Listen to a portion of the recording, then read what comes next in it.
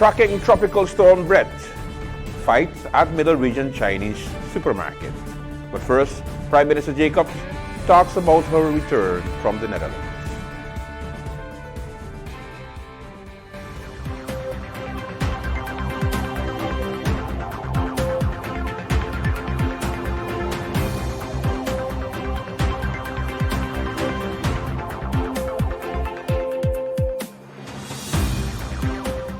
This is the Martin Daily News for Tuesday, June 20th, 2023, with a synopsis of local, national, regional, and international news. I'm Andrew Dick. Welcome and thank you for joining us. On the 15th of June, Mr. Hoekstra, Minister of Foreign Affairs of the Kingdom of the Netherlands, Mr. Karenko, Minister of Overseas Territories for the French Republic, Ms. Jacobs, Prime Minister of St. Martin, and Mr. Mussington, President of the Territorial Council of St. Martin, met in The Hague at the 5th quadripartite meeting. The intention of the meeting was to deepen friendship and ties between the parties and build cooperation in various fields. Several documents were signed to express the progress achieved, and Prime Minister Jacobs was on Viewpoint with Wendell Moore on Monday on 102.7 to expound on her working trip. From Monday, June the 19th until Friday, June the 23rd, His Excellency Governor Ajumi Bailey will pay a working visit to Curaçao, Bonaire, and Aruba. He will be meeting with the governors of both Curaçao and Aruba, the Prime Ministers of Curaçao and Aruba, and the President of Parliament of Curaçao and Aruba. In addition, he will visit the military bases Parera in Curaçao and Savanta in Aruba. In Curaçao, the governor will also meet the President of the Central Bank of Curaçao and St. Martin, the Vice President of the Joint Court, and the U.S. Consul General. In Bonaire, the governor will be received by Acting Governor of Bonaire and the Acting Kingdom representatives. This work visit is part of the introductory visits that the governor is making during his first term as a governor. The Department of Romy has released the public notice today urging the owners of specific buildings to take immediate action, and the announcement posted on the Government of St. Martin's official Facebook page calls upon the owners of the depicted properties to report to the Department of Inspections at the Ministry of Romy within 30 days of this advertisement. This notice serves as an official request for building owners to comply with the specified instructions within the given time frame or face the possibility of further actions, consequences as dictated by relevant regulations and protocols. For additional information, individuals are encouraged to contact the Department of Romy directly via 522-1844, that's telephone, or send an email to romy/inspections@stmartingov.org. The APS, that's the Algemene Pensioen Fonds St. Martin, released its financial statements for 2022, showcasing compliance and stability despite challenging international markets conditions. APS received a clean audit report, affirming the accuracy of its financial position. The pension fund prioritized local investments, including financing support of the Princess Juliana International Airport, contributing to the island's economic development while facing fluctuations in international markets due to conflicts and post-pandemic stagnation. APS remains committed to long-term financial stability and optimizing returns. In a press release on Tuesday, the coverage ratio decreased, impacted by international investment, but a higher assumed interest rate mitigated the decline. APS aims to continue safeguarding participant interest and providing sustainable pension solutions for St. Martin civil servants. The entire financial statements are published on APS website, apsxxm.org. Stay tuned. St. Martin Daily News continues right after this.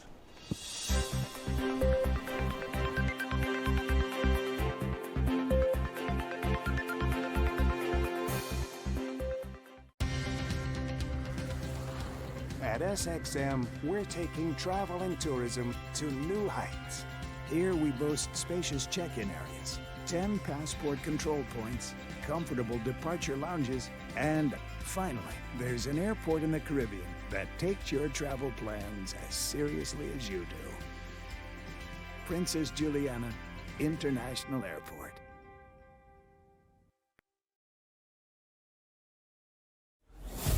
During the hurricane season, a potential tropical cyclone can produce rainfall that can cause flash flooding and rockfalls. Stay away from flood-prone areas during heavy rainfall, such as Jump Up Casino on Emil Plain Road in Phillipsburg, ATLH Road Roundabout, L.B. Scott Road from Emilio Wilson Park until Cake House Supermarket, Zaker's Gut from Petro Plus gas station until the Seventh-day Adventist Church, Welchelaken Road K Hill from Welchelaken Road Roundabout until the One Tete Loke Roundabout, Beacon Hill Road from Sunset Bar and Grill until the beginning of White Sands Road, and Rhine Road, also known as Mullet Bay Road, after Sonesto Maho Beach Hotel to the entrance of Cooper Coy from the intersection of the University Drive until the intersection of Rio Grande. For more information on how you can keep yourself and your family safe this hurricane season, visit stmartingolf.org/hurricane. This public service announcement is brought to you by the government of St. Martin. Mealtime rules. Don't serve yourself first. Do not eat with your mouth open. Don't rest your elbows on the table. Don't make noise when eating. Does not apply when enjoying KFC buckets.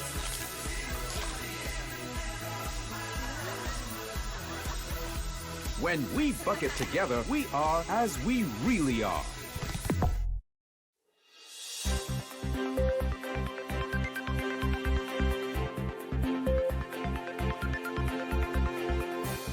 St. Martin Daily News continues. The University of St. Martin held its 29th commencement ceremony at the Bel Air Community Center, marking the graduation of 22 students from various programs. Keon Lynch received the Academic Achievement Award, while Nicholas Pida was honored with the President's Award. Joanna Franklin achieved Cum Laude Distinction, and Juliana Shipley Hodge received the Outstanding Faculty Award. The ceremony featured speeches by esteemed guests, including Yadira Boston, who delivered an inspiring keynote address. The event celebrated the accomplishments of the graduates and emphasized the support and transformative opportunities provided by USM. In other news, the St. Martin Police Force is concerned about the growing number of minors gathering near around the Megaplex Cinemas on Wellfield Road, Colby. The community officers have observed instances of loitering in front of the casino, Paradise Mall Plaza, and Pineapple Pete restaurant, followed by reports of illegal activities taking place behind the casino premises, continuing until late hours of the night, sometimes extending past 1 a.m. They are reaching out to the parents and guardians to promptly address this issue and ensure the safety of the youngsters.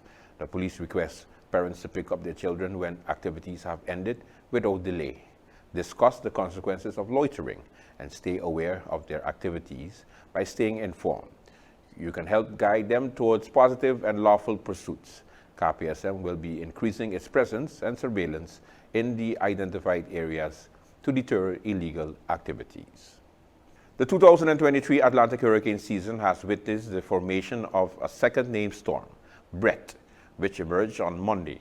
Wind shear and dry air are battering Tropical Storm Brett, which is no longer expected to become the season's first hurricane as it approaches the Leeward and Windward Islands later this week. Forecasts show the storm could continue weakening through the weekend, keeping it on the path due south of most of the Caribbean islands. Moderate wind shear and winds blowing in an unfriendly direction made it difficult for the storm to organize and strengthen. The system had also sucked in home dry air, further weakening the storm and lowering its chances of striking land as a hurricane later this week. Now, how does St. Martin measure the weather system? Cheryl LeBlanc is of the Met Office. How far ahead can we predict weather and climate these days?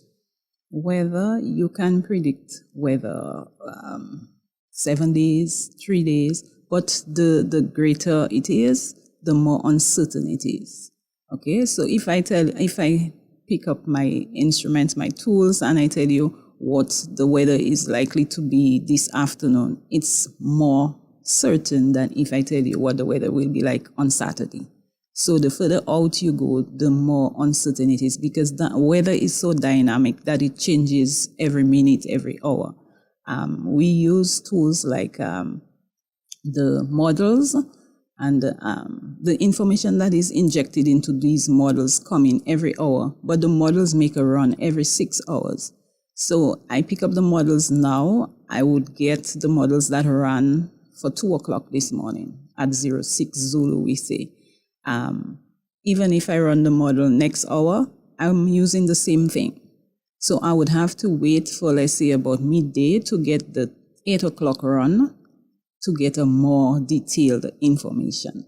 So you have to know what times the models run. So the information that we gather every hour, we send it out via the internet. All these are collected and goes into supercomputers to run these models. And the models are sent out to us every 6 hours. So there is no difference between last hour and this hour, but you will get an update in the next 6 hours. Sometimes there are things that go on locally that are not captured by these models. And you, as an experienced meteorologist, would have to know that the model is not picking this up. So whatever the model gives me is going to be wrong anyway. So I have to rely on other things. Okay? So most people say models, models, models, but you really have to understand how the models work. If a hurricane, the model ran a phase on a hurricane, let's say for last 6 hours, and then something happened within that where the hurricane speed up or it slowed down, the next run of the model might not capture it, and you have to realize that. So I guess that's the reason why we only see forecast predictions up to 5-7 days whenever you look at the forecast. Yeah, it's better if you get a 3-day rather than a 7-day. But they are trying to make it more accurate as we go along with technology and all of that. So there, as you mentioned, that there is one difference that the National Hurricane Center made this year.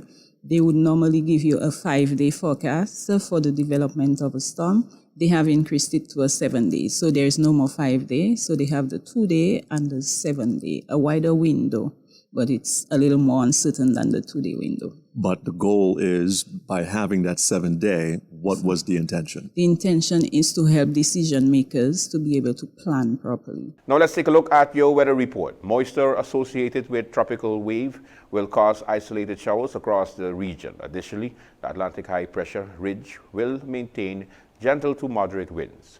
Slight to moderate seas are expected through the next couple of days. And now your 3-day weather forecast.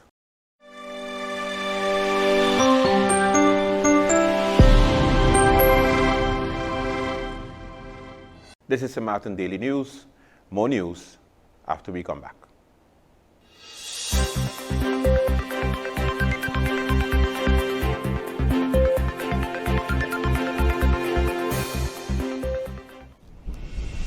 It's hurricane season. Are you prepared? Here are a few tips to keep in mind to help keep you and your family safe.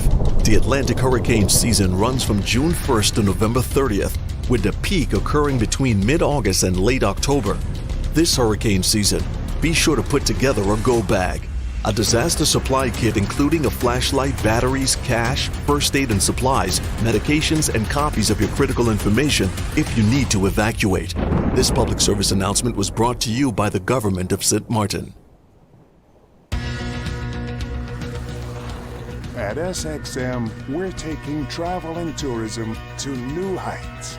Here we boast spacious check-in What have areas, this? 10 passport control points, comfortable departure lounges, and finally, there's an airport in the Caribbean that takes your travel plans as seriously as you do. Princess Juliana International Airport.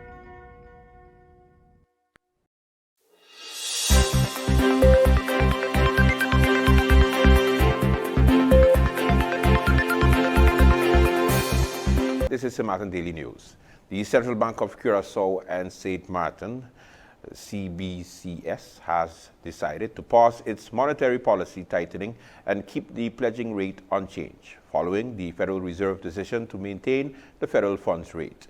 While total official reserves and import coverage have increased in the first half of the year, they are expected to decline in 2023, albeit less severely than in 2022. The CBS will closely monitor economic and monetary developments, and adjust policy if necessary. The deficit of the current account is projected to narrow primarily due to the increased exports and reduced imports. The bank anticipates a decline in reserves as construction projects accelerate. Despite rising import coverage, liquidity in commercial banks has increased and inflation is expected to gradually decline in 2023. In alignment with the Federal Reserve decision, the central bank maintains the pledging rate and aims to extend the maturity of outstanding certificates of deposits. The bank's actions aim to ensure a stable foreign exchange position. Social media on Tuesday saw an old video circulating relating to a disagreement with two shopkeepers back in January of this year. According to the police, the man was arrested and released back in January after he assaulted the two supermarket owners after allegedly being intoxicated. The video circulating this week is from January this year, and residents are requested to stop circulating the video as the incident happened a couple of months ago. The incident took place in Middle Region. The House of Oranje, Nassau, the royal house of the Netherlands, earned at least 545 million euros from the Dutch colonies, where slavery was widespread. The figure has been adjusted for inflation and covers the period from 1675 to 1770. It is one of the results of the investigations into the country's connection to slave trade. The investigation was commissioned by the Ministry of Interior and Kingdom Relations at the request of members of the Tweede Kamer, the lower house of Parliament. Willem III, the fourth and the fifth, had an important political function as shareholder in the Republic of the Seven United Netherlands, a predecessor to the present-day Netherlands. As stakeholders, they were essentially leaders, and their colonial profit accounts for half of the now known income that the shareholders received during the period that was received, and the House of Oranje Nassau benefited in various ways from the colonies and thus from slavery. The research showed, for example, the Dutch East India Company, VOC, was an important source of colonial revenue. The noble family did not invest in the VOC directly, but at the same time of the incorporation of the shareholders arranged to pay the Oranjes as if they owed approximately 3% of the shares. They then regularly used their influence to solve problems for the trading company. Internal Affairs Minister Hanke Bruin Slot received the book, which will form the basis for further research, and on Thursday at the Koninklijke Schouwburg in The Hague, the research was carried out by several institutes and was led by the Royal Institute for Language, Land and Ethnology in Leiden. Historians have long said that the Van Oranje Nassau family was very much involved in the colonial rule of the former Dutch East Indies, Suriname, and the Caribbean islands. It had not been known how large their financial interests were. The authors of the book have made an initial estimate based on the sources currently known. In other news, the community of Saint-Martin, led by Territorial Councillor Valerie Damasou, President of the Culture Commission, celebrated the European Archaeology Days for June 16th to June 18, 2023. Various engaging activities took place, including a conference on Antillean archaeology, discovering visits to the archaeological sites, and educational sessions for students.